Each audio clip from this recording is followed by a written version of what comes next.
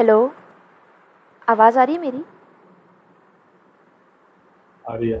Okay, okay. सो हम week 2 पे थे, कंटिन्यू करते हैं। Share my screen.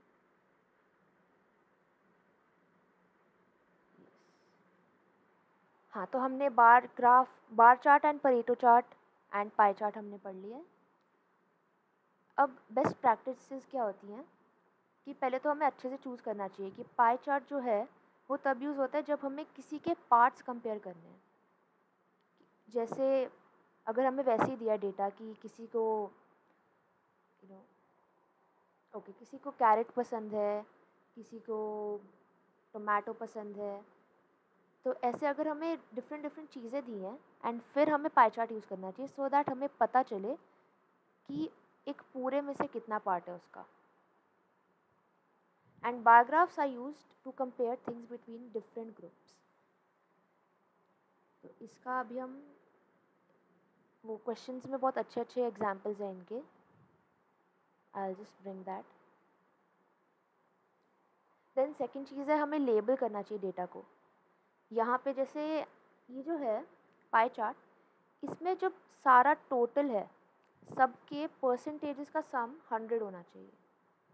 और अगर वो नहीं है तो मतलब कि जो ग्राफ है वो मिसलीडिंग ग्राफ है, विच मीन्स वो करेक्ट नहीं है, वो रॉन्ग ग्राफ है। इन सब के परसेंटेजेस निकालने हमें एंड उनका सम जो होगा वो 100% होना चाहिए। फिर हम इतनी ज़्यादा कैटेगरीज नहीं लेनी चाहिए, जैसे इतना ABCDEFG टिल Z, थोड़ा अजीब सा लगता है ग्राफ, कंजस्टेड सा। नहीं, ये समझ में नहीं आ रहा। हाँ, कौन सा पार्ट? ये अभी जो मिसलीडिंग। अच्छा, मिसलीडिंग ग्राफ्स, हाँ वो नीचे है। अच्छा, ये वाला पार्ट। तो जैसे let me take an example, यहाँ पर ले लेते हैं। मेरे को कुछ वैल्यूज़ दी हैं, जैसे कि एप्पल एप्पल जो पसंद है वो 20 पीपल को पसंद है, मैंगो है 30, बनाना इज इट हैज़ 15 ले लेते हैं। एंड कोई एक और फ्रूट बता दो। ऑरेंज। ऑरेंज, ओके, ऑरेंज ले लेते हैं हम लोग। 35 ले लेते हैं। तो इसमें अगर हम पाई चार्ट बनाएंगे तो एक बार इनकी परसेंटेजेस मैं कैलकुलेट करके दिखाती हूँ आपको। सो एक बार टोटल बताओ इसका क्या हो रहा है।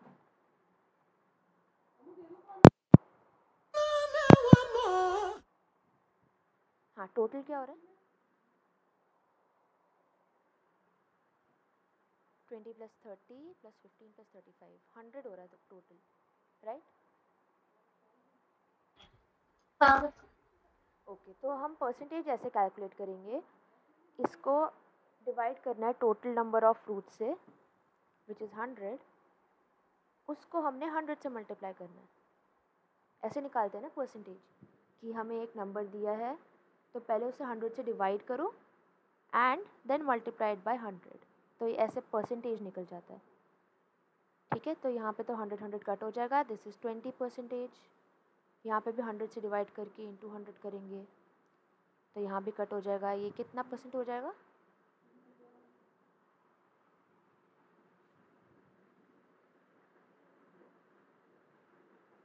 20, 30, 30। चलो, आई थिंक हमें थोड़े से चेंज करनी चाहिए वरना 100 100 तो थोड़ा कंफ्यूजिंग हो रहा है। यहाँ बनाना कर देते हम लोग 50, 50 ज़्यादा हो जाएगा, एंड यहाँ पे हम ले लेते हैं 40। तो अब आपको अच्छे से समझ में आएगा।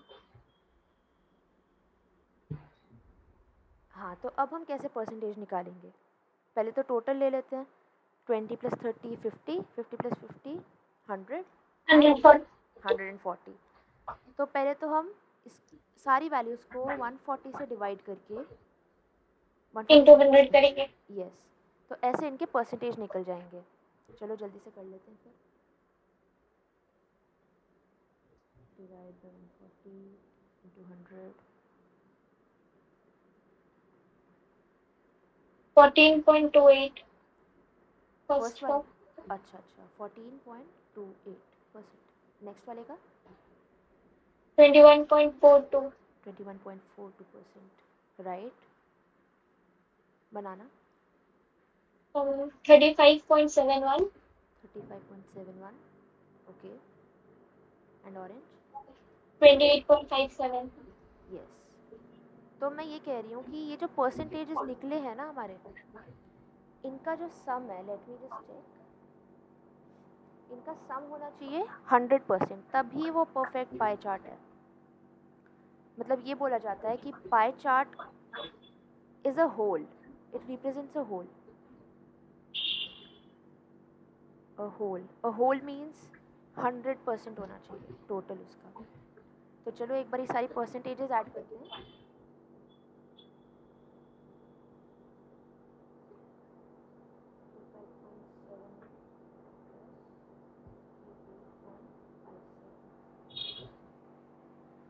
$99.98 आ रहा है। तो मतलब इसका मतलब पता है क्या है? क्या? इसका मतलब ये है कि हमने कोई एरर करा है जिसको बोला जाता है round off error. Round off error. मतलब डिजिट्स तो इसके आगे भी आ रहे थे। I just said up to हाँ 2। यस। तो ये अगर छोटा सा एरर आ रहा है ना, ये देखो छोटा सा है, मतलब 0.02, तो मतलब है कि ये राउंड ऑफ एरर हुआ है एंड इसलिए ये पाई चार्ट इज रॉन्ग। ऐसे क्वेश्चंस आते हैं कि बताओ इसमें राउंड ऑफ एरर है या क्या है, ऐसा आता है। तो अभी हम आगे पढ़ते हैं मिसलीडिंग ग्राफ्स के बारे में। Let me okay. Check the PDFs. Lecture 2 के पीडीएफ्स खोल देती हूँ।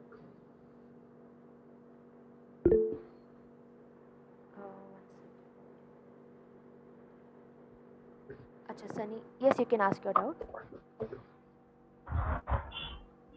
जो ये अभी ग्राफ पाई चार्ट का ग्राफ है, इसके रॉन्ग होने का सिर्फ एक ही क्राइटेरिया है नहीं और कि भी वो है, 100। मैं आपको अभी दिखाती हूँ। और भी क्राइटेरियाज हैं। मैं लेक्चर पीडीएफ्स खोल देती हूँ इनको बंद करके।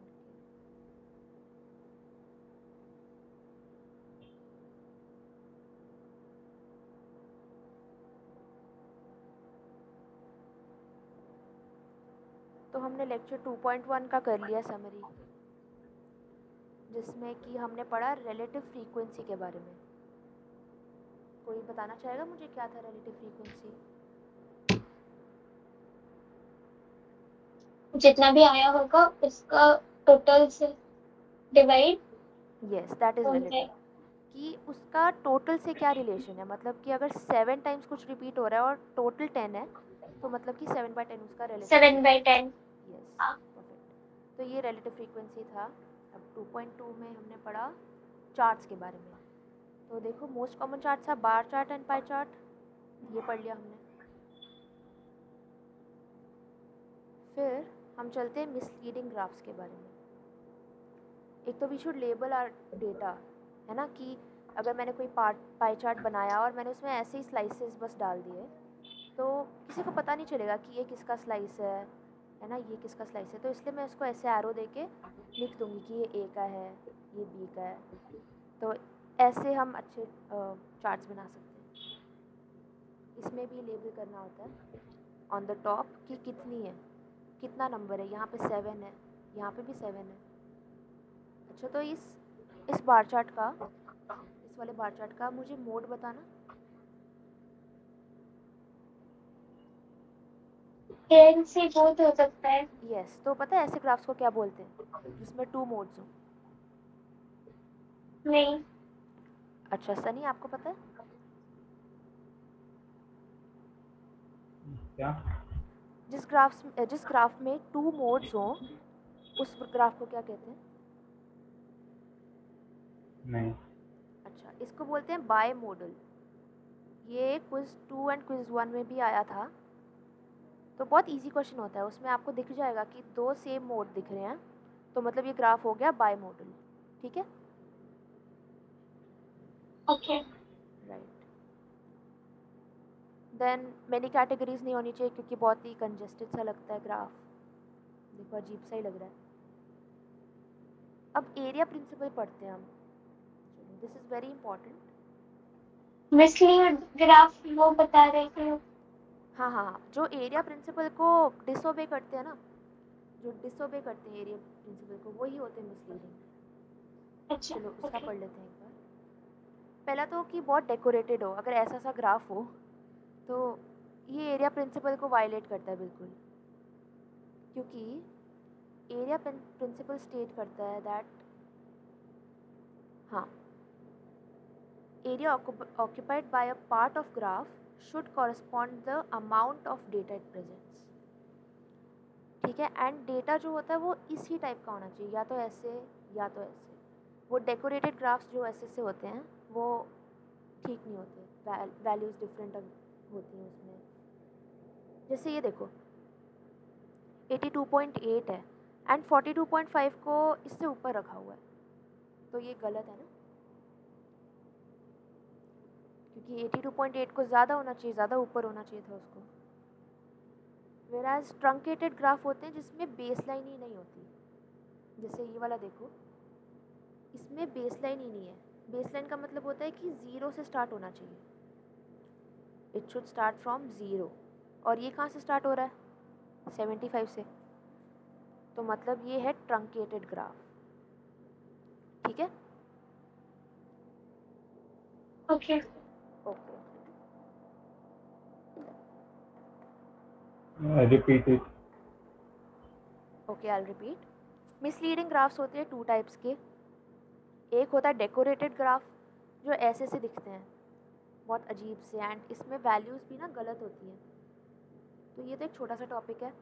वेराज ट्रंकेटेड ग्राफ इंपॉर्टेंट है थोड़ा। ट्रंकेटेड ग्राफ का मतलब है when base line is not starting at zero, मतलब जो बेस पे लाइन होती है ना, एक ये सबसे नीचे एक लाइन होती है, यहाँ इसके आगे ज़ीरो होना चाहिए, it should start from zero, but इन्होंने 75 से स्टार्ट करा है, जो कि गलत है। ठीक है, ओके। ओके। तो आप मुझे ये वाला ग्राफ बताओ एक बार, ये ट्रंकेटेड है क्या? नहीं। यस, नहीं है, क्योंकि ये बेस लाइन ज़ीरो से स्टार्ट हो रही है, तो ये सही ग्राफ है। अब how to summarise central data, categorical data. इसके होते हैं मेजर्स ऑफ सेंट्रल टेंडेंसी, जो कि होते हैं दो, मोड होता है एंड मीडियन होता है। एंड इसमें मीन नहीं हो सकता, क्योंकि मीन थोड़ा न्यूमेरिकल होता है, एवरेज होता है, और वो कैटेगोरिकल डेटा का एवरेज नहीं हो सकता। तो मोड तो मैंने आपको बताया कि जिसमें लॉन्गेस्ट बार हो, जैसे इसमें लॉन्गेस्ट है एंड ये भी लॉन्गेस्ट है, तो ये तो बाई मॉडल हो गया। मोड होता है जो लॉन्गेस्ट बार होता है बार चार्ट में, सबसे बड़ा स्लाइस, जैसे ये ऐसा है, तो बताना ज़रा इसमें से मोड क्या होगा।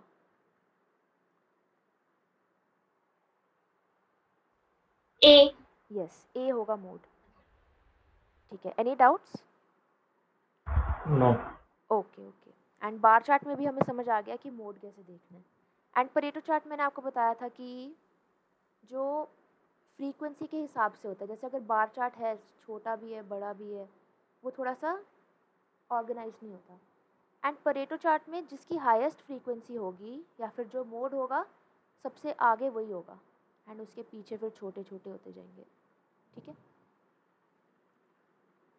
ये देखो बाई मॉडल होता है कि टू या फिर टू से ज़्यादा अगर कैटेगरीज हाईएस्ट फ्रीक्वेंसी आ रही है तो बाई मॉडल हो जाएगा, और अगर टू से भी ज़्यादा है तो मल्टी मॉडल हो जाएगा। ये समझ आ गया पॉइंट? ओके। ओके, 1 सेकेंड, थोड़ा पानी पी लूँ।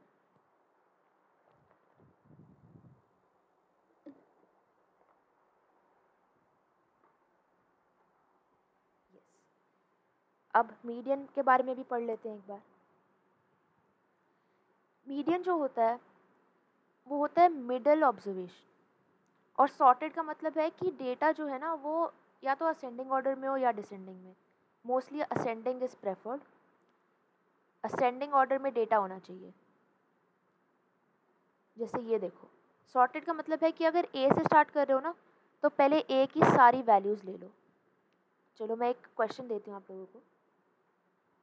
ये A B A C D E A E, हाँ, तो इसका मेरे को मोड बता दो एंड मीडियन बता दो।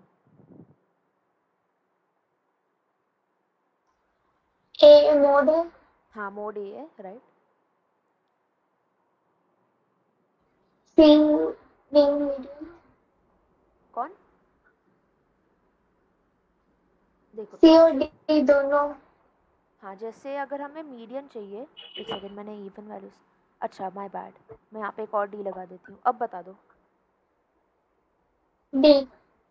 डी, तो पहले आपने क्या किया होगा, इसको पहले ए को साथ में रखा होगा। कितने 1 2 3 4 ए हैं। उसके बाद आएगा बी, उसके बाद आएगा सी एंड उसके बाद आएगा डी। इसको बोलते हैं सॉर्टिंग। अच्छा। ये समझ आया आपको? हाँ, डी डी 2 3 4। अच्छा, मैंने एक बी मिस करा है, यहाँ पर 2 बीज हैं, then C then D and D. ऐसे हमने सॉर्ट किया एंड अब हम देखेंगे मिडिल वैल्यू कौन सा है। तो अच्छा, फिर बी आएगा। यस, बी आएगा, परफेक्ट। और उसके बाद हम चेक भी कर लेंगे कि बी के राइट हैंड साइड और लेफ्ट हैंड साइड पे सेम नंबर ऑफ वैल्यूज होने चाहिए, जो कि 4 4 सही है। B is the median. अब एक और ऐसा क्वेश्चन दूँ, ये वाला कर लो।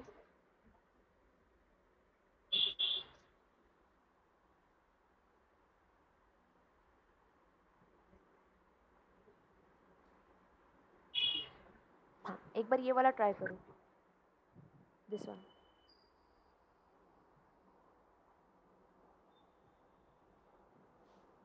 कंसिडरेटिव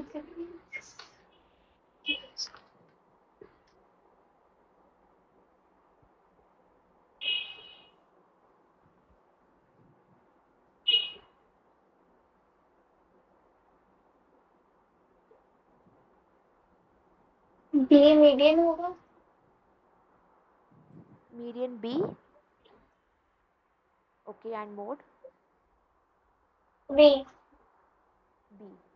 तो पहले हम इसको सॉर्ट कर लेते हैं। ए ए ए 1 2 3 4, ठीक है।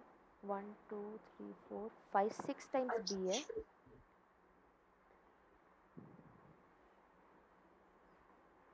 एंड देन 1 2 3 सी है। ए तो 3 टाइम्स था। 1 2 3 4 4 टाइम्स, देखो 1 ओके ओके ओके। हाँ, नो प्रॉब्लम। अच्छा, एंड मैं देन, ऊपर वाला डाटा देख रही थी, सॉरी। अच्छा अच्छा नो प्रॉब्लम नो प्रॉब्लम। वैसे समझ आ गया ना कॉन्सेप्ट, ये तो ज़्यादा हाँ डिफिकल्ट नहीं हाँ था। हाँ। आप दोनों को समझ आ गया? यस। ओके, सो हमारा वीक 2 भी हो चुका है। Mode is the most common या मोस्ट फ्रीक्वेंट अगर वैल्यू। इवन नंबर्स में मीडियन ढूंढना हो तो कैसे करेंगे? हाँ हाँ, वो एक्चुअली वो इसमें नहीं आएगा। इसमें जो क्वेश्चन आएंगे ना वो ऑड नंबर्स ही देंगे। इवन नंबर्स का एक फॉर्मूला होता है जो कि अभी वीक 3 में ही पढ़ेंगे हम। ओके।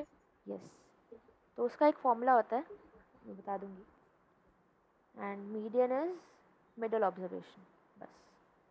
चलो, वीक 2 भी हो गया। ट्यूटोरियल्स देख लेते हैं एक बार।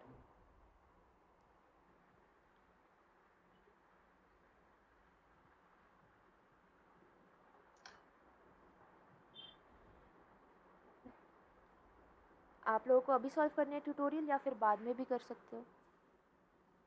ट्यूटोरियल्स में क्वेश्चन होता है यस या? Yes yes. देखो, जैसे वीक 2, लेट मी सी, वीक 2 में एक क्वेश्चन वाला ट्यूटोरियल है। यस, तो 3 क्वेश्चन है उसमें बस। एक सेकेंड, हाँ, तो आप लोगों को वीक 2 का ट्यूटोरियल 1 और ट्यूटोरियल 2 करना है। मैं लिख दूंगी होमवर्क उसमें। और वीक 1 में कोई ट्यूटोरियल नहीं था काम का, तो बस ये वाले करने हैं आज। ओके।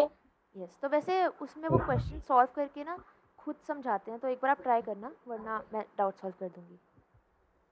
ठीक है। ठीक है। अच्छा Sunny, yes you may go ahead. आप वीक 10 और 11 के आंसर्स भेज दोगे? यस यस बिल्कुल, सब भेज दूंगी मैं। फिर एक्चुअली नंबर्स तो क्वेश्चंस तो अलग हो गए ना? नहीं नहीं नहीं, एक्चुअली वो ना पीडीएफ होता है, लेट मी शो यू।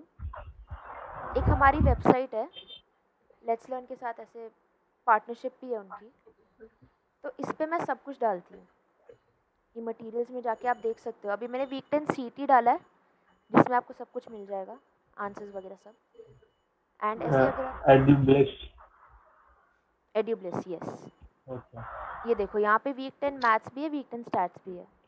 तो ये कुछ ऐसा होता है, इसमें ना हमें बस अपने वैल्यूज़ डालने होते हैं, बाकी कुछ ज़्यादा डिफिकल्ट नहीं होता। जैसे mn/2 कर दो, आंसर आ जाएगा। हाँ, ये तो अलग वेबसाइट्स पे भी मिलते हैं। हाँ हाँ, ओके। यस, तो you can use that if you want. And okay. हम वीक 10 भी पढ़ेंगे। एंड आप लोग ट्राई करो कि साथ साथ आप वीक 10 के मैं लेक्चर पीडीएफ्स दूंगी, उसको एक बार पढ़ने का ट्राई करना। उससे भी थोड़ा थोड़ा अंडरस्टैंडिंग होगी, तो क्लासेस में भी इजी रहेगा। वीक 10 और वीक 11 हम नेक्स्ट वीक में करेंगे। ओके। ओके, चलो लेट्स कंटिन्यू। तो ये ट्यूटोरियल्स आपको देखने हैं। अब वीक 3 पे चलते हैं। चलो, I just open the PDF. आप ये नोट्स वाले हमें भेजोगे? बिल्कुल बिल्कुल, आई अपलोड दैट, अभी क्लास के बाद ही कर दूँगी। ओके। एंड ये लेक्चर पीडीएफ्स हैं आपके पास? नहीं। नहीं है? अच्छा, आई सेंड दैट। ये सब कुछ शेयर कर दूँगी। ये तो सप्लीमेंट्री कंटेंट में होगा। क्या हुआ? Supplementary content. यस, उसमें है, बट वहाँ से डाउनलोड करना पड़ता है ना, तो मैंने उसको ड्राइव लिंक पे अपलोड किया हुआ है, आप लोग इजीली वहाँ से देख सकते हो, मैं भेज दूँगी लिंक। ओके। ओके। राइट, चलो वीक 3 का कंटेंट खोल लेती हूँ।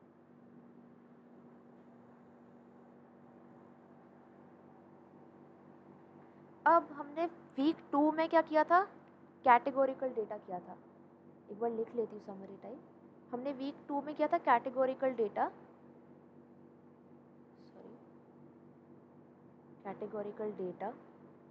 और उसमें हमने क्या क्या पढ़ा कि हम चार्ट्स में कैसे उसको डिस्क्राइब करें। फिर हमने पढ़ा क्या?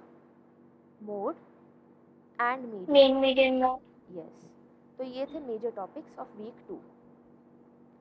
अब हम लोग यही सेम चीज़ करेंगे न्यूमेरिकल डेटा के लिए।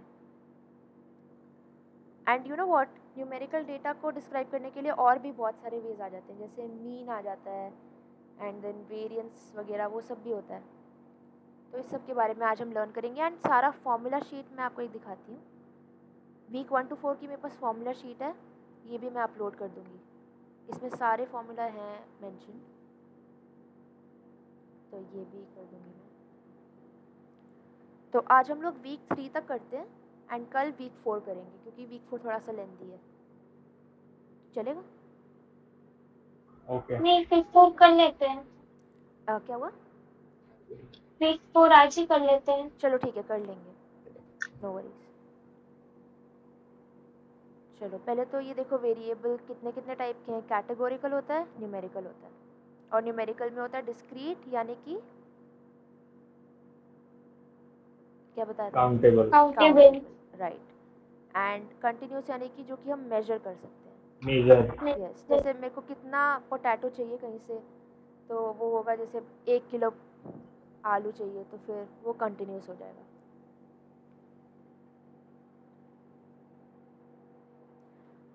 अब हम लोग यहाँ पे देखते हैं ऑर्गेनाइज करने का, ये वही है फ्रीक्वेंसी टेबल, कि यहाँ पे चलो इसको बनाते हैं एक बार। 1 कितनी बार आ रहा है इस वाले में? पूरा एक बार बनाते हैं इसको। 2 times. Okay, so 1 is coming 2 times, उसका मैं टैली मार्क बना लेती हूँ। And frequency 2। हाँ सनी, यस। वीक 4 कल पॉसिबल है? हाँ बिल्कुल बिल्कुल पॉसिबल है। Arpita, are you fine with it? कल का टाइमिंग क्या रहेगा? आफ्टरनून में कर लेते हैं 3 to 4।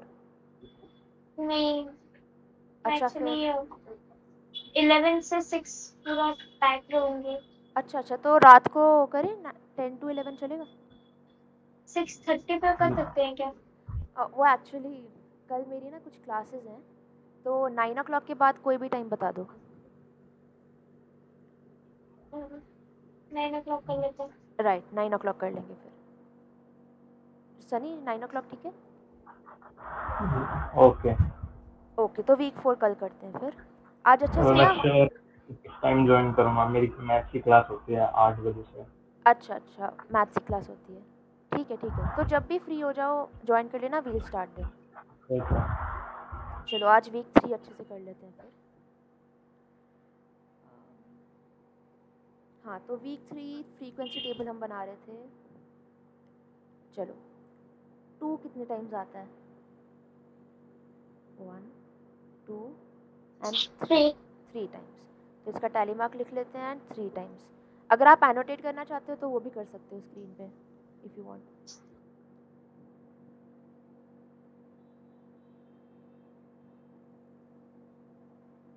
ओ एनोटेट मतलब? Sorry I forgot. वो जूम पे ऑप्शन होता है कि मीट जो पार्टिसिपेंट्स हैं वो स्क्रीन पे कुछ लिख सकते हैं जो उनका मन हो या जो भी लिखना हो। अच्छा, यहाँ पे नहीं होगा हाँ शायद। मीट गूगल मीट पे नहीं है, सॉरी। चलो अभी आप बता दो 3 कितने टाइम्स आ रहा है? 5 अच्छा 5 टाइम्स। तो 1 2 3 4 एंड 5 टाइम्स। 4 को लिख लेते हैं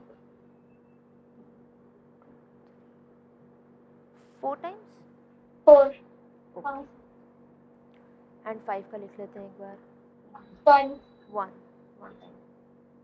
तो चलो इसका रिलेटिव फ्रीक्वेंसी निकालते हैं, ये बहुत ज़्यादा 15 टोटल। 15 total okay. चलो इसका रिलेटिव फ्रीक्वेंसी क्या आएगा? 2/15 यस। फिर 2 का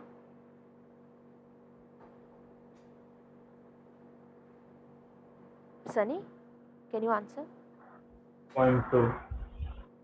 नहीं बस अभी फ्रैक्शन बता दो। 3/15। यस 1/5। हाँ 1/5 next one Arpita. 5/15 1/3 yes and ऐसे ही सारे बस 4/15 एंड 1/15। तो ये एंड पता है एक चीज़, ये जो भी सारे रिलेटिव फ्रीक्वेंसीज आए हैं, अब अगर इनका सम किया जाएगा ना, आई शो यू। तो किसी को पता है आगे मैं क्या बोलने वाली हूँ? इन सब का sum should be equal to 1। 1 right 5/15 plus 4। तो देखो अगर हम सम करेंगे 2 + 3 5 ये आ जाएगा 15/15 विच इज़ 1। तो ये एक इम्पॉर्टेंट पॉइंट है कि जो भी रिलेटिव फ्रीक्वेंसीज होते हैं, I write this, sum of relative frequencies is always equal to 1। ये बहुत सारे क्वेश्चंस में यूज़ होता है। अब एक ग्राफ है। हाँ now if you have continuous data, continuous का मतलब है जैसे किसी ने अगर मुझे दिया 30 to 40 कि इस एज ग्रुप में जो लोग हैं वो ज़्यादा मेल हैं या फीमेल, ऐसा सा कुछ अगर डेटा दिया है, तो ये जो है 30 to 40 इसको बोला जाता है क्लास इंटरवल। 30 to 40 40 to 50 ये होता है class interval. Then lower class limit, कोई गेस कर सकता है क्या होगा इसका lower class limit?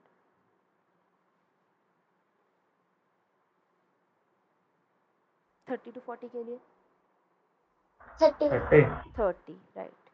And upper class limit 40। Class width मतलब कि difference between lower and upper limit 10. 10, right. Class width is 10. और क्लास मार्क क्या होगा? Plus divide by 2. और क्या होगा? 35. यस 35. हाँ, मतलब कि इन दोनों का एवरेज 30 + 40 डिवाइडेड बाय 2, राइट. तो ये होता है क्लास मार्क.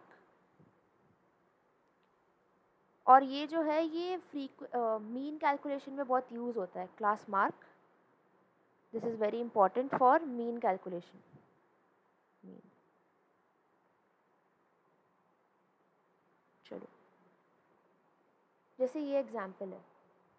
अब इसको ये, क्योंकि ये बहुत बड़ा डेटा है ना, इसका मैं अगर अलग अलग करूँ तो कितना लंबा टेबल बन जाएगा.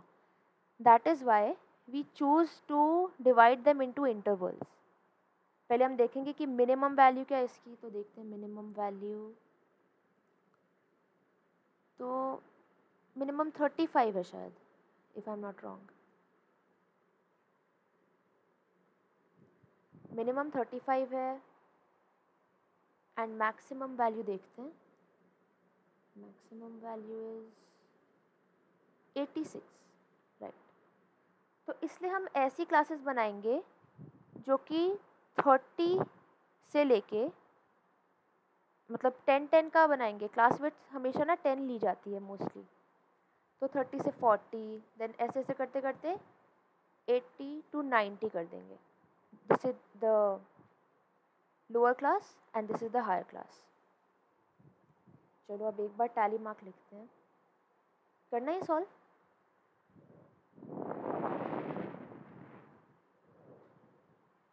हाँ, कर लेते हैं. ओके, करते हैं. चलो, तो जो भी 30 से 40 के बीच में आएंगे ना, उनको हम लोग अंडरलाइन कर लेंगे.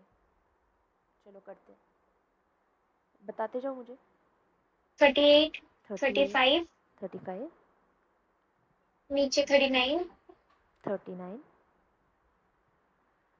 हो गया. हाँ, बस इतने ही है ना. तो 1 2 3. 3 इज़ द फ्रीक्वेंसी. अब 40 to Okay. 50. 47, 47, 45, 5. 45 again, हाँ, 49, फिर नीचे 42, 42. 42 and 42. अच्छा, तो 1 2 3 4 5 6. 6.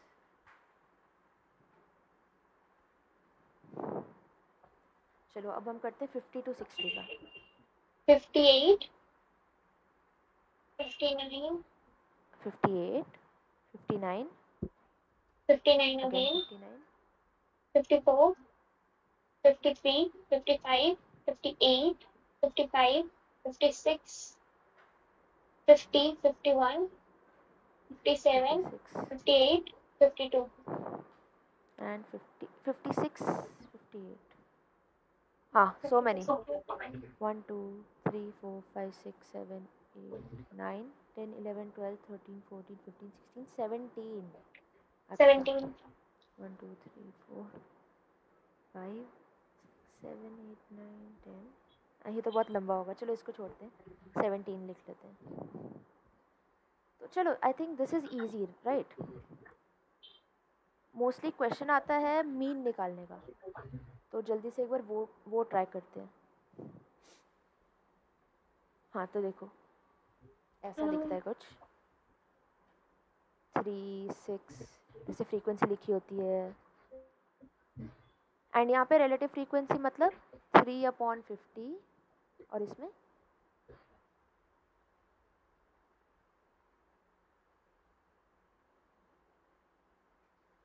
18/50. 550. राइट. तो जो भी उस पर्टिकुलर चीज़ की फ्रीक्वेंसी है upon total frequency. Upon total frequency नहीं, एक्चुअली अपॉन टोटल की सम क्या है. तो चलो ये तो हो गया. हिस्टोग्राम. हिस्टोग्राम ऐसा होता है कुछ एकदम बार चार्ट जैसा होता है. बट उसमें क्या होता है ना कि ये यहाँ से लेके यहाँ तक मेरा इंटरवल है और इसके बीच में मेरा बार चार्ट बनेगा. ठीक है. ये देखो इसका एक एग्जांपल यहाँ पे गिवन है।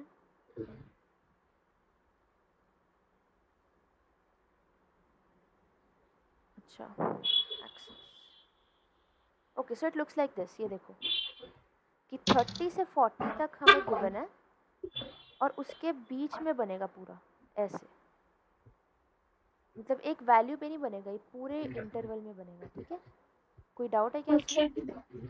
नहीं। हाँ तो देखो 30 पे स्टार्ट होके 40 पे एंड होगा और ऐसे ही बाकी सारे होंगे। ओके स्टेम प्लॉट, तो इसको मैं अपने नोट से दिखाना चाहूँगी। ये भी हमने कर लिया फ्रीक्वेंसी। हाँ तो स्टेम प्लॉट देखो, अगर हमें ऐसे कुछ दिया है, दिस ऐसे दिया होता है, तो इसका मतलब हमें दो वैल्यूज़ दी हैं, एक तो 75 और एक 78। ठीक है, 75 एंड 78। देखो जैसे यहाँ पे एक एग्जाम्पल देती हूँ मैं।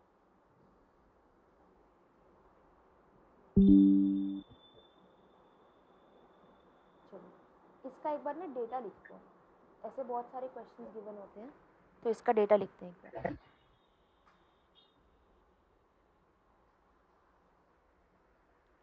चलो any one of you can tell me, आप दोनों ही बताओ। 51, 52, 54, 55, 57। 51, 52, 54, 55। ये हिस्टोग्राम है। नहीं नहीं, ये है हिस्टोग्राम, तो ये था देखो, हिस्टोग्राम था ऐसा कुछ कि देखो हमें इंटरवल्स है पूरा, ये देखो 30 से 40 का इंटरवल है और उसके बीच में हमने ग्राफ बनाया, 40 to 50 के बीच में पूरा ग्राफ एकदम बार चार्ट जैसा ही है लेकिन पूरा इंटरवल पे बनेगा। ठीक है, अब जो हम पढ़ रहे हैं ये है स्टेम प्लॉट। सुना भी होगा आप लोगों ने, बहुत सारे क्वेश्चन होते हैं इस पे। हाँ। हाँ तो देखो ऐसा कुछ दिया होता है, जैसे ये हमें अगर गिवन है तो यहीं पे लिख लेते हैं, यहाँ पे इस डेटा सेट को लिखते हैं। चलो 10, 15, 10, 15, उसके बाद नीचे क्या होगा? 22, 22, 23, 25, 28, 29, 31, 36, 45, 48। यस, तो ये भी एक तरह से कैटेगराइज ही करता है कि 1 से स्टार्ट होने वाले सारे उसके आगे उसके पीछे वाले नंबर्स लिख देंगे वो, एंड ऐसे ही सारा। तो कोई डाउट है क्या इसमें? ये देखो जो आगे वाला पार्ट होता है वो स्टेम होता है, मतलब 2 पार्ट्स में डिवाइड होता है ये, एक स्टेम जो कि सबसे ज़्यादा लेफ्ट पे होता है एंड एक लीफ जो सबसे ज़्यादा राइट पे होता है। जैसे अगर मैं आपको एक डेटा सेट देती हूँ, 56, 58, 69, 23, 26, 29, 10, 12, तो इसको एक बार लिख के ट्राई करो स्टेम प्लॉट की तरह। आप दोनों ट्राई कर दो इसको।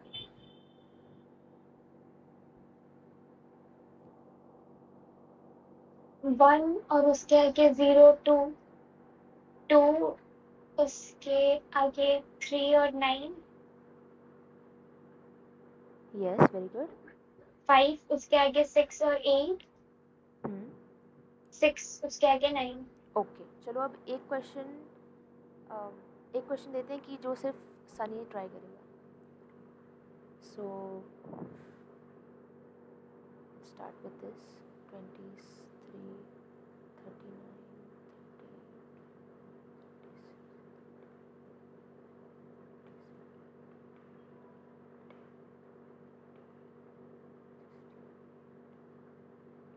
ओके जैसे इसको एक बार ट्राई करो सनी।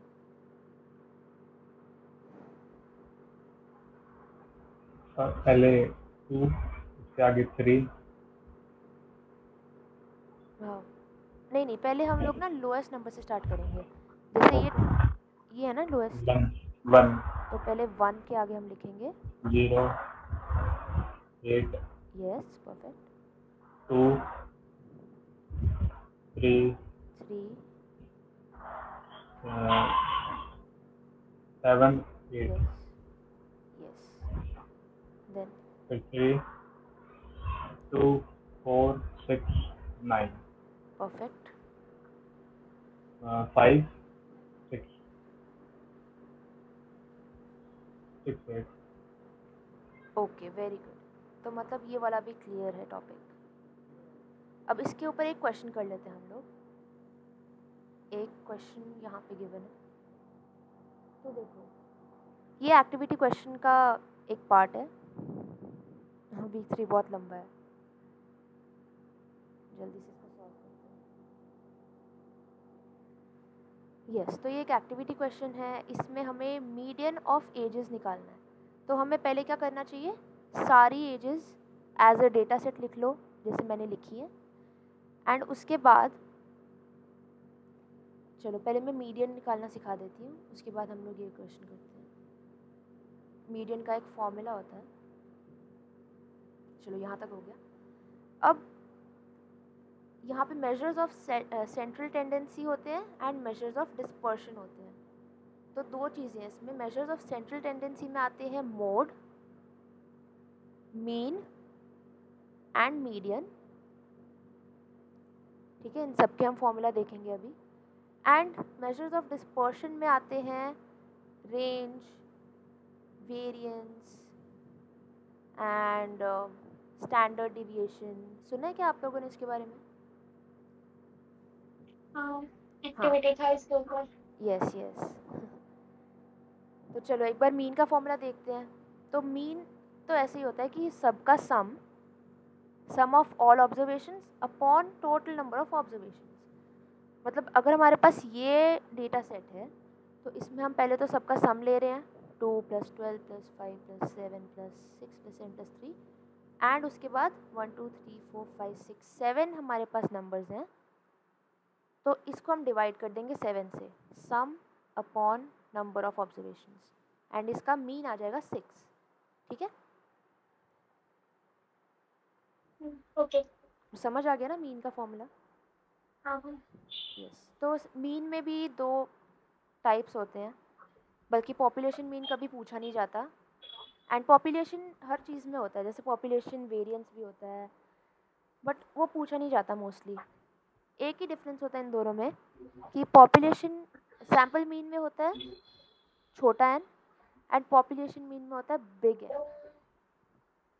पॉपुलेशन मीन और सैंपल मीन के बीच में कोई रिलेशन है क्या? नहीं नहीं, इनके बीच में कोई रिलेशन नहीं है, एंड इनमें अभी कोई डिफरेंस भी नहीं है एज सच। डिफरेंस आता है वो वेरिएंस स्टैंडर्ड डिविएशन में जाते हैं ना, तब इन दोनों चीज़ों में डिफरेंस आता है। तो वो अभी हम ओके। पढ़ेंगे। अब जैसे ये अनग्रुप डेटा है, मेरे पास एक डेटा है ये वाला, जैसे देखो 15 लोगों का डेटा है ये, मतलब ये हमारा है n।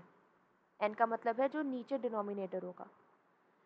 ठीक है, और एफ आई एक्स आई, आप सोचोगे एफ आई एक्स आई क्या है, तो दिस मीन्स कि वैल्यू क्या है उस चीज़ की, वैल्यू है 1 and F I is frequency. 1 आ रहा है यहाँ पे ट्वाइस, तो मैंने फ्रीक्वेंसी 2 लिखी है, एंड एफ आई एक्स आई हो जाएगा 2। वैसे ही सब में करेंगे, बिकॉज अलग अलग भी अगर हम ऐड करें तो ये ऐसे लिखा जाएगा ना, 1 + 1 + 2 + 2 + 2, है ना, ऐसे लिखा जाएगा। इससे अच्छा है कि 2 को 3 से ही मल्टीप्लाई कर दें सीधा, और सीधा 6 लिख लें। 2 + 2 + 2 इज़ 6, 1 + 1 इज़ 2, है ना? हाँ, सेम ही है। हाँ सेम चीज़ है। तो ये एक इजी मेथड होता है जब हमें ज़्यादा बड़ा डेटा सेट दिया जाए एंड हम फ्रीक्वेंसी निकाल के फ्रीक्वेंसी को उस नंबर से मल्टीप्लाई करके ये सारे एफ आई एक्स आई, ये होता है समेशन। ठीक है, ये होता है समेशन, यानी कि एफ आई एक्स आई को ऐड करते जाओ, मतलब कि f1x1 + f2x2 ऐसे ऐसे जाते जाओ, और नीचे लिख दो टोटल फ्रीक्वेंसी। टोटल फ्रीक्वेंसी मतलब कि सम ऑफ एफ आई। ये चीज़ समझ आई क्या? अच्छा, आप दोनों मैथ्स बैकग्राउंड से हो या फिर किसी और बैकग्राउंड से? मैथ्स। मैथ्स। Okay great. तो मतलब आपको समेशन का पता होगा मतलब। हाँ। अच्छा, तो मतलब कि mean, if I write, sorry, X bar is mean, X bar is equal to sum of F I X I upon sum of all frequencies. This is the formula for mean. चलो अब हम नीचे चलते हैं। Group data यानी कि ऐसे type का इंटरवल्स वाला। तो इसमें हमें सेम चीज़ करनी है, बट x की जगह अब हम लिखेंगे m। Do you know what m is? m is the, कोई गेस करना चाहेगा?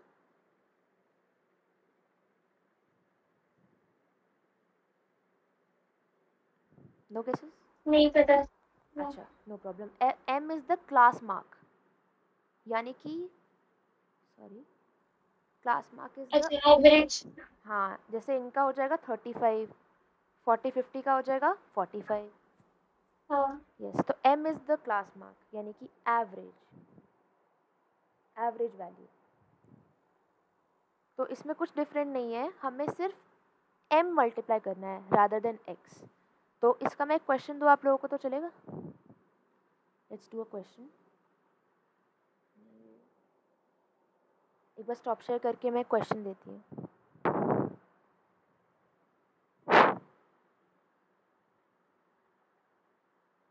एक्टिविटी क्वेश्चन का ही एक पार्ट है ये।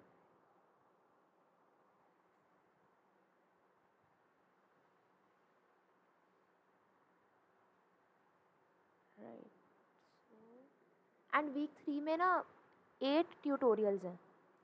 तो 8 ट्यूटोरियल्स अगर आप कर लोगे ना, बहुत ही अच्छी अंडरस्टैंडिंग होगी, और उसमें क्वेश्चन सॉल्व करके दिखा रहे हैं।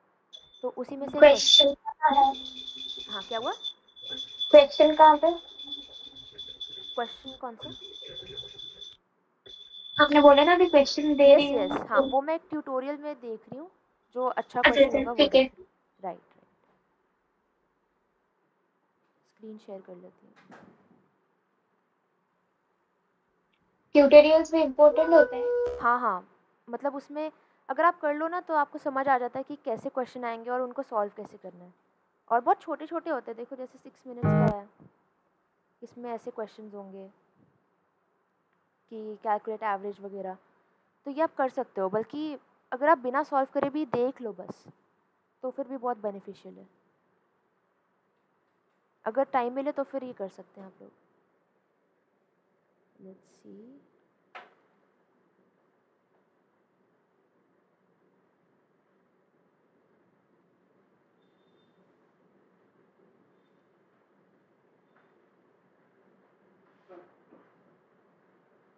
चलो एक बार ये वाला सॉल्व करो।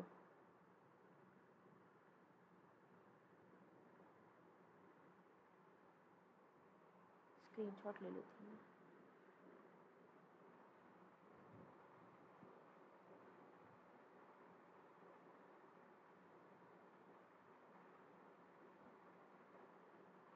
एक्चुअली हमें सम प्लॉट गिवन है, एंड हमें इस पर्सन की एवरेज निकालनी है, अटेंडेंस की एवरेज निकालनी है। तो ये वाला एक बार आप ट्राई करो।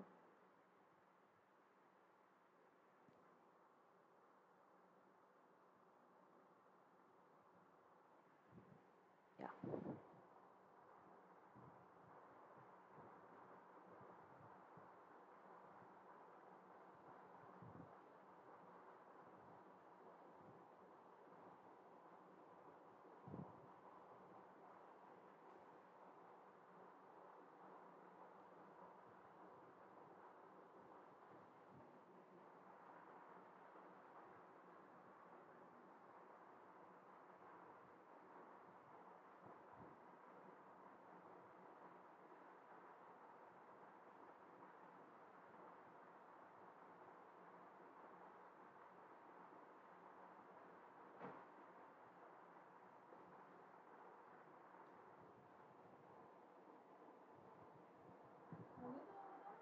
हो रहा है, खाना रख दो, अभी होने वाला है। बोलो मत कुछ।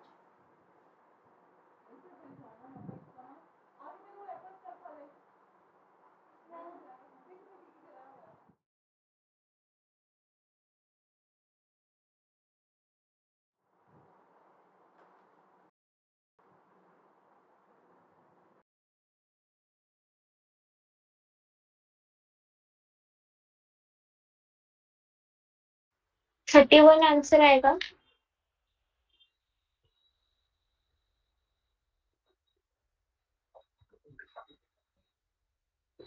ओके।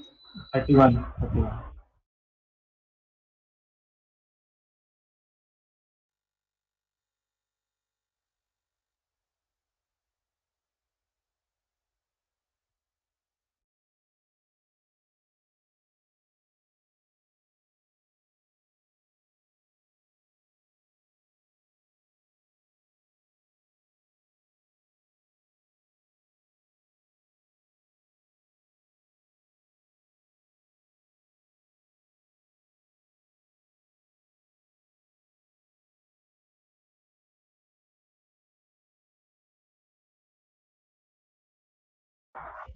वेरिएंस आपने बताया नहीं।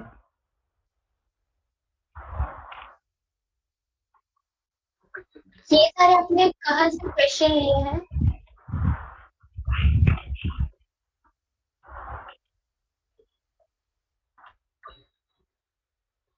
अच्छा, ये सारे ट्यूटोरियल्स के क्वेश्चन हैं। ओके।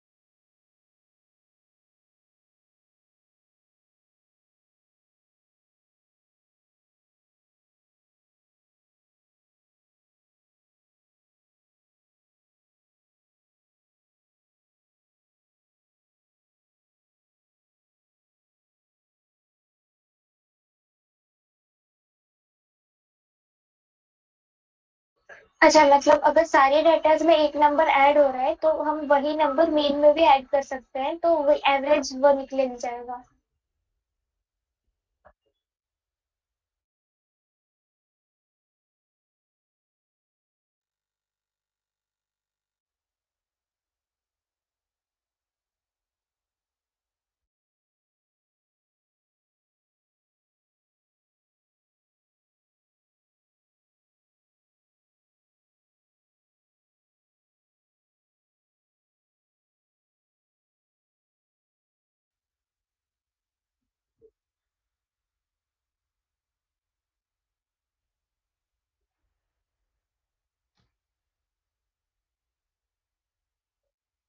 हाँ।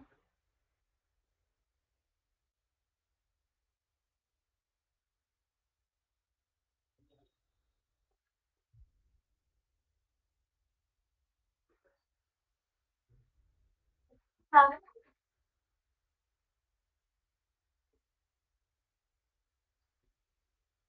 59, हाँ निकाल दिया 59।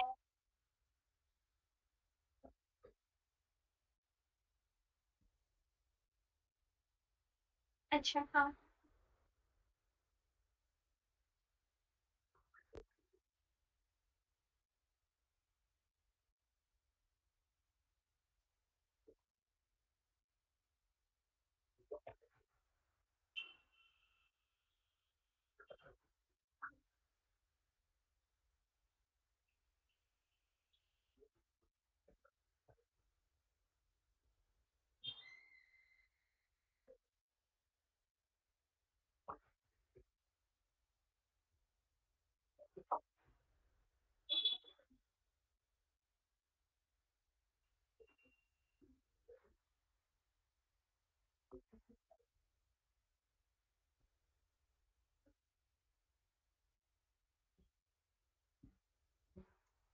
मतलब सेम ही है, जो भी मीन जो भी एक्स्ट्रा करना होता है वो मीन में ही मल्टीप्लाई कर देंगे।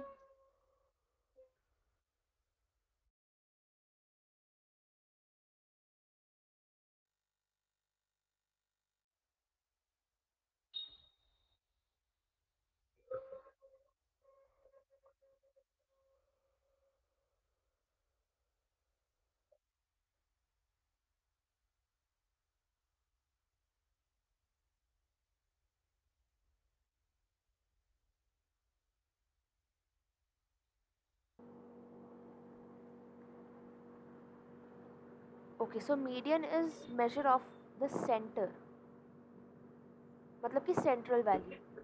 एंड इसके लिए एक बहुत ही इंपॉर्टेंट चीज़ होती है, प्री रिक्विजिट होता है मीन का। वो कोई मेरे को बता सकता है क्या होता है? क्या क्वेश्चन है? हाँ, मीडियन निकालने से पहले हमें एक चीज़ करनी होती है, वो क्या होता है? ऑर्डर में रखना होता है। Yes, we have to sort. तो सॉर्ट करना बहुत इंपॉर्टेंट होता है। ठीक है, तो हाँ, अब आपका जैसे क्वेश्चन था कि अगर ऑड है तो क्या होगा और अगर इवन है तो क्या होगा। अगर ऑड है तो फिर तो सिंपल सा n+1/2, n+1/2 है। जैसे इसमें देखो, इसमें है 1 2 3 4 5 6 एंड 7, यानी कि ऑड वैल्यूज है।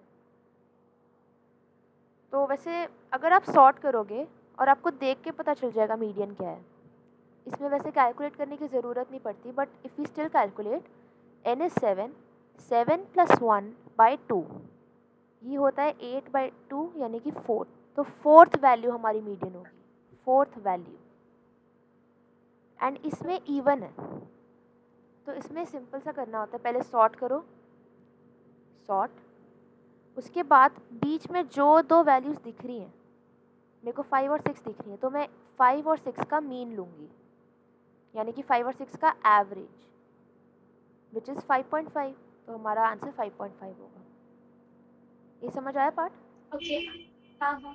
हाँ, तो अगर इवन है तो फिर हम बीच के दो वैल्यूज़ का मीन लेंगे।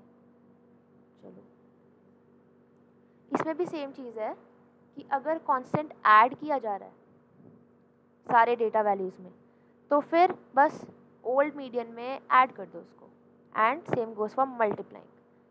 तो देखो, क्वेश्चन ऐसा होता है कि a teacher had decided to add 5 marks to each, तो न्यू मीडियन कैलकुलेट करना है, तो ओल्ड में हम 5 ऐड कर देंगे, एंड इसमें ओल्ड में हम 0.4 मल्टीप्लाई करेंगे, 0.4। तो ये भी सेम चीज़ है। मोड, मोड भी पता है, मोड तो आप लोग ही बता दो मुझे।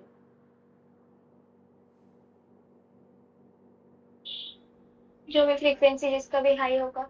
यस, वो मोड होता है। हाँ, तो इसमें जैसे 7 सबसे ज़्यादा आ रहा है तो 7 मोड है, एंड अगर कोई भी वैल्यू रिपीट नहीं हो रही तो मतलब नो मोड। एंड मोड में भी अगर कांस्टेंट ऐड किया जा रहा है तो ओल्ड मोड में सीधा कांस्टेंट ऐड कर दो, you get the new mode. अगर मल्टीप्लाई किया जा रहा है कांस्टेंट पूरे वैल्यूज़ में, जैसे यहाँ पे मल्टीप्लाई किया जा रहा है 0.4 से, तो ओल्ड मोड में आई मल्टीप्लाई 0.4, हमारा ओल्ड मोड था 68 इंटू 0.4 करके हमारे पास आंसर आ जाएगा। अब आउटलायर्स क्या होते हैं? आउटलायर्स आर कि एक डेटा सेट है, जैसे यही डेटा सेट है हमारे पास। आउटलायर्स वो होते हैं कि बहुत ही दूर की वैल्यूज़, मतलब अगर आप सॉर्ट करोगे डेटा को एंड बहुत ही दूर की वैल्यूज़ हो जो कि हमारे डेटा सेट में जो वैल्यूज़ चल रही हैं उनसे बहुत दूर हो। जैसे अगर हम एक स्कैटर प्लॉट बनाएं तो ऐसे अगर वैल्यूज़ हैं नीचे नीचे नीचे, बाकी सारे नीचे हैं और ये दो वैल्यूज़ ऊपर हैं, तो ये आउटलायर्स हैं। ठीक है? ओके। हाँ, मतलब कि बहुत ही ज़्यादा odd one out type of values. पर इन नंबर्स में से कैसे निकालेंगे? अगर इसी डाटा में अगर कोई आउटलायर हो तो कौन सा होगा? इस डेटा में अगर आप देखो तो ये रेंज जो है, ये मतलब अगर इसमें हंड्रेड्स वाला आ जाता, कि अगर इसमें एक 200 होता, मैं आपको इसमें बताती हूँ। हाँ, तो देखो ये डेटा है मेरे पास, इसमें बताओ ज़रा आउटलायर क्या होगा। जैसे 105 होगा। यस, तो वो एकदम ऑड वन आउट है, इसलिए वो आउटलायर है। हाँ ठीक है। हाँ, तो पॉइंट ऐसा होता है कि जो मीन है वो सेंसिटिव टू आउटलायर है, मतलब कि अगर आप आउटलायर को हटा दो अपने डेटा सेट से तो मीन बदलेगा, मतलब कि वो सेंसिटिव है। एंड मीडियन नहीं है, क्योंकि अगर आप इसे हटा भी दो तो मीडियन नहीं बदलेगा। हाँ ठीक है। हाँ, बिकॉज ये तो एंड पे होगा ना अगर हम सॉर्ट करें हाँ वैल्यूज। राइट, तो ये हमारा लेक्चर 3 भी हो गया। हमने सारे measures of central tendency complete कर लिए, मीन मीडियन मोड। अब मेजर्स ऑफ डिस्पर्शन देखते हैं। ठीक है, जैसे अगर ये दो डेटा सेट्स हैं, इन दोनों के लिए mean and median are same, but still data set तो अलग है ना। देखो मीन और मीडियन दोनों का सेम है, but data set is different. That's why we need measures of dispersion, जो कि इनसे भी एडवांस लेवल पे कर सकें। हमारे पास 4 मेजर्स होते हैं। एक होता है रेंज। रेंज अच्छा, तो एक बहुत ही, मिनट ऊपर दिखाना। हाँ,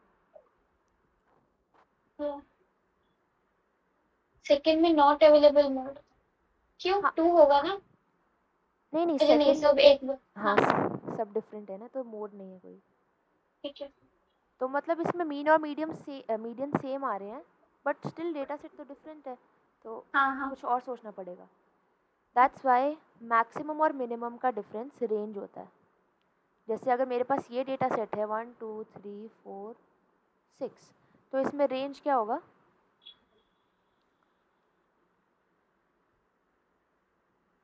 6 - 1। यस, 5, ये हमारा रेंज होगा। Any doubts Sunny and Arpita? No. Okay, no.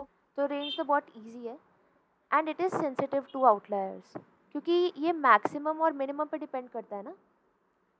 तो अगर ऐसा है एक डेटा सेट की 2 3 4 एंड 105, अभी मैं अगर इसका रेंज निकालूँ तो क्या आएगा?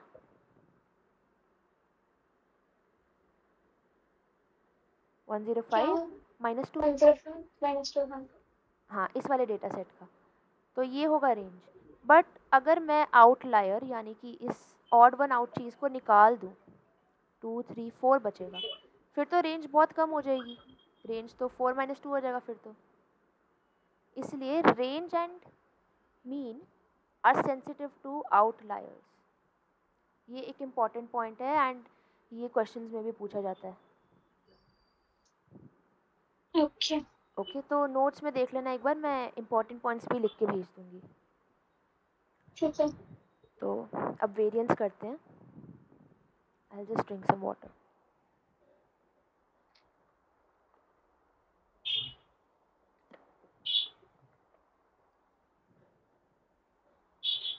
यस, तो वेरिएंस का मतलब है कि मतलब सारे जो ऑब्जर्वेशंस हैं वो कितने स्कैटर्ड हैं, मतलब कितनी वेरिएशन है उनमें, कितने डिफरेंट डिफरेंट टाइप के वैल्यूज़ वगैरह ये हैं। तो इसका एक फॉर्मूला होता है और बहुत इजी होता है कि पहले तो हमें मीन निकालना है। First step is to take out the mean. कहीं और लिखती हूँ इसको मैं एक बार। यस, तो वेरिएंस की अगर हम बात करें, step 1 is taking out the mean.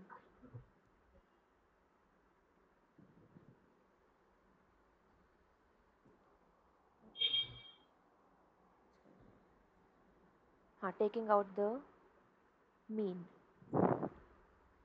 Second step is mean यानी कि एक्स बार. हमने मीन निकाल लिया. उसके बाद हम सारे डेटा पॉइंट्स जो भी वैल्यूज़ हैं, सारे वैल्यूज़ का डिफरेंस निकालेंगे मीन से. तो हमारा टेबल जो है ना ऐसा बनता है कि एक्स ये है यानी कि वैल्यू ये है, फिर हम नीचे एक एक्स बार निकाल लेते हैं विच इज़ द मीन, फिर एक्स आई माइनस एक्स बार यानी कि सब डेटा पॉइंट्स का difference from the mean. And उसके बाद हम इस चीज़ का स्क्वायर करते हैं, डिविएशन का स्क्वायर. ठीक है, तो पहले तो हम ये निकालते हैं, उसके बाद हम थर्ड करते हैं स्क्वायर.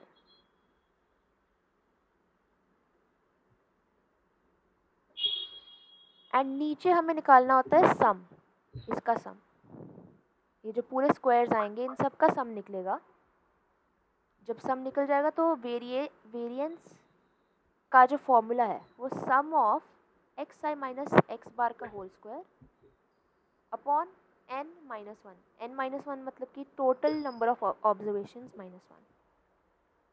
इसका एक एग्जांपल भी देखेंगे अभी हम, बट ये समझ आया फॉर्मूला? लास्ट वाला करेक्ट था ना, मतलब स्क्वायर के बाद हाँ, स्क्वायर जितने किया भी, एंड इस चीज़ का, ये जो जिसका हमने स्क्वायर किया है इसका सम लेना है. हाँ, और सम फिर जितने नंबर्स है -1 मतलब n माइनस -1. वन. यस, ये सैम्पल वेरिएंस है. और मोस्टली सैम्पल वेरिएंस पूछा जाता है, कभी कभी पॉपुलेशन वेरिएंस पूछा जाता है. पॉपुलेशन तब वेरिएंस सिर्फ n होगा. Yes yes, perfect. तो कोई भी डाउट है इसमें?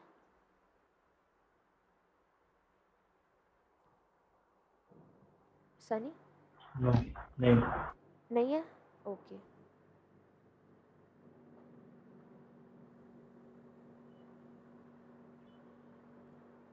तो चलो एक ट्यूटोरियल का देखते हैं कैसे किया है.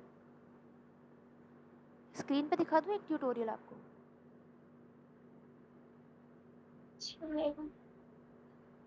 ठीक है, मैं एक दिखा देती हूँ कि कैसे सॉल्व किया जाता है वेरिएंस का क्वेश्चन. लेट मी सी कौन सा वाला है. ये वाला क्वेश्चन नंबर 5.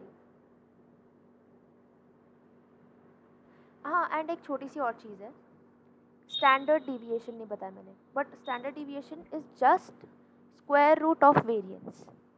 ठीक है, ये मैंने लिखा भी है यहाँ पे. स्टैंडर्ड डिविएशन बस वेरिएंस का स्क्वायर रूट होता है. तो अब हम देख सकते हैं ट्यूटोरियल नंबर 5. एक बार बता देना कि आवाज़ आ रही है नहीं.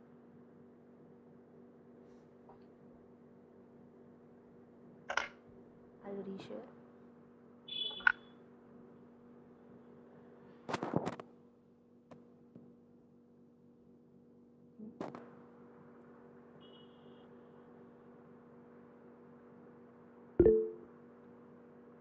Yes, you may go ahead, Sunny. Variance के दो पार्ट है ना, सैंपल और पॉपुलेशन. हाँ हाँ, सैम्पल वेरिएंस मतलब कि सिर्फ डिनोमिनेटर चेंज होता है इनमें. सैम्पल वेरिएंस होता है n-1 डिनोमिनेटर. मैं एक बार फॉर्मूला दिखा देती हूँ. चलो वैसे पॉपुलेशन वेरिएंस में नीचे n होता है. हाँ राइट. और आप लोग नोट्स लिख लो क्या अभी, या फिर मैं शेयर ही कर दूँगी? शेयर कर दीजिएगा. शेयर कर देना. बट आई वुड सजेस्ट कि थोड़े शॉर्ट नोट्स बना लेना जिसमें फॉर्मूला माइंड में रहे बस. वो तो थोड़े बहुत तो भी लिख रहा हूँ साथ में. ठीक है करेक्ट. चलो मैं ये लगा देती हूँ.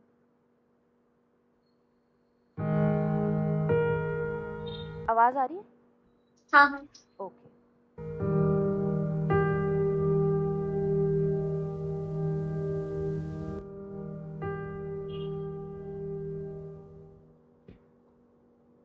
In our fifth question,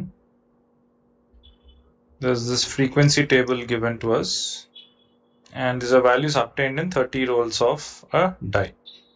So the value 1 was achieved 4 times, value 2 was achieved 6 times, and so on. And they want us to find the sample standard deviation, sample variance, and sample mode. We should be doing this in the opposite order because the mode is the simplest. So I'd like to finish that first. Clearly, 7 is the maximum frequency and 3 is the value with the maximum frequency. So our mode is 3. Simple. And then sample standard deviation is simply the square root of the sample variance. So let's calculate the sample variance first. And for calculating the sample variance, we first have to calculate the mean. So for calculating the mean, what we need to observe here is the mean is for the values that are being obtained on the die, which means 1 has come 4 times. So that contribution is 1 into 4, which is 4. Whereas 2 has come 6 times. So the contribution from 2 would be 12. And this is going to give us 21. 3 has come 7 times. 4 is going to give us 20. 5 is giving us 15. And lastly, 6 is giving us 30. So this is the individual contributions to the total sum. And the total sum would be this. 16 plus 21 is 37. 37 plus 20 is 57. 57 plus 15 is 72. 72 plus 30 is 102. So the mean is, let's call mean x bar, is 102 divided by 30, which gives us, this is 3 tens and this is 3 times 3 and 4. So 3.4 is the mean. So this is our mean. And for calculating variance, what we do is we now do sigma x minus xi minus x bar, where I goes from 1 to 30. So for each term, we are going to look at the observation. We are going to look at its difference from the deviation from the mean. And we are going to square it and divide by 29. That is 30 minus 1. When we are calculating the sample variance and sample standard deviation, we use n minus 1 in the denominator, not m. So this, in order to calculate this quantity, we are essentially going to do 1 minus 3.4 the whole square. How many times is this going to come? 4 times. So 4 into this plus, we have 2 coming up 6 times. So 6 times 2 minus 3.4 the whole square plus 7 times 3 minus 3.4 the whole square plus 5 times 4 minus 3.4 the whole square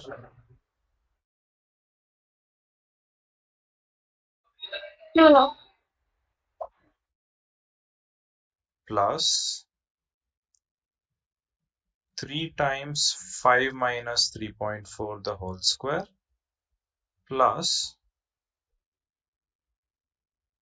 5 times 6 minus 3.4 the whole square.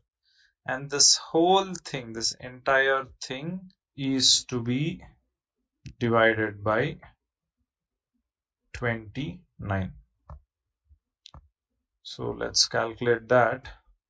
We get 4 times 2.4 whole square is 5.76 plus 6 times 1.4 whole square is 1.96 plus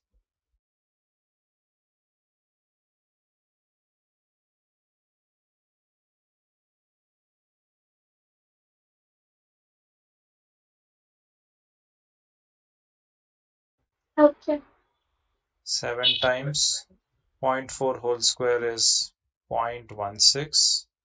I'll put them in brackets in order to avoid confusion. plus 5 times 0.6 whole square is 0.36 plus 3 times थोड़ा forward कर 0.6 लो whole square is calculation part 2.56,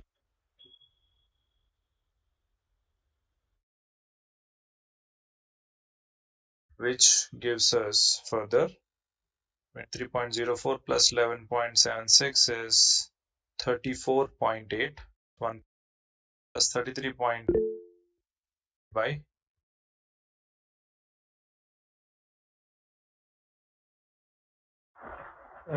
फॉर्मूले के according तो इसमें सिर्फ difference का square summation और divide by n minus one, ये मल्टीप्लाई क्यों हो रहा है 4 6 7?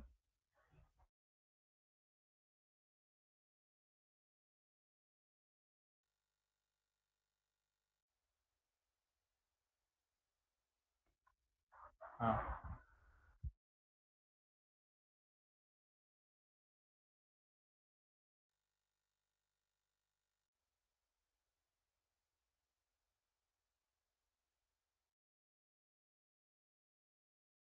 वीडियो दिख सकते हो। नहीं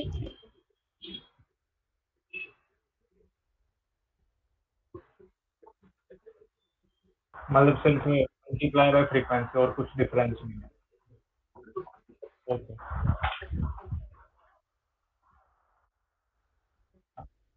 आ गया।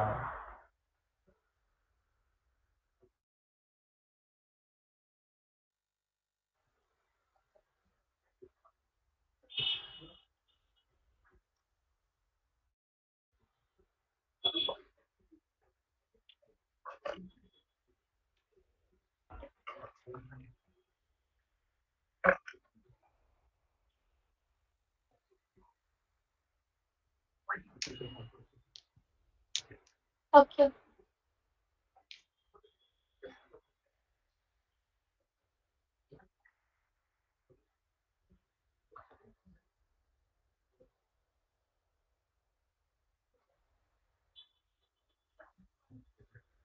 इसमें एडिशन में कोई इम्पैक्ट नहीं होगा, मल्टीप्लिकेशन में होगा। ओके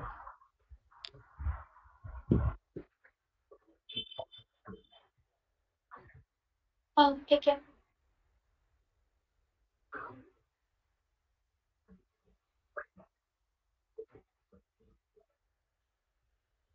ठीक है ओके, अभी सिर्फ इनके ट्यूटोरियल्स करने हैं, ओनली ट्यूटोरियल्स करने हैं वीक 1 to 3। एक्टिविटी क्वेश्चन भी okay okay okay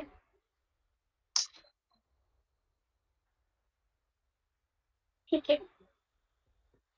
okay okay thank you bye bye.